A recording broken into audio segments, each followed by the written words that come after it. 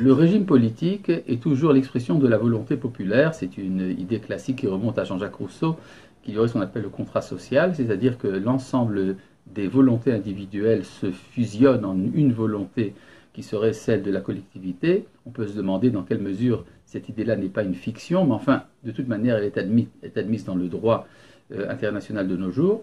Elle est également admise par la halakha. En effet, comme vous l'avez fait remarquer, lorsque le roi David quitte Jérusalem à pied, il considère que c'est le peuple qui devra décider s'il est roi ou non. Il y a à ce propos un critère intéressant dans le Talmud.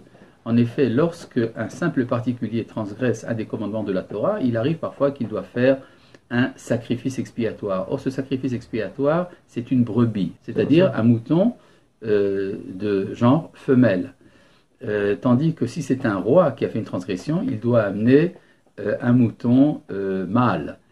Et selon le Talmud, pendant la fuite de David, s'il avait fait un péché, il aurait dû l'expier à la manière d'un simple particulier. C'est-à-dire qu'il n'était plus roi. Pendant les 6 mois pendant lesquels il était en guerre civile, il n'avait pas le statut de roi d'Israël puisqu'il n'était pas de manière évidente admis par l'ensemble du peuple. Est-ce que cela donnerait une préférence au référendum populaire? Non, pas forcément. Chaque société bâtit ses propres lois, ses propres modalités de régime. Même la démocratie parlementaire ou même à la limite la dictature sont finalement l'expression d'une acceptation par la majorité du peuple de l'état des choses.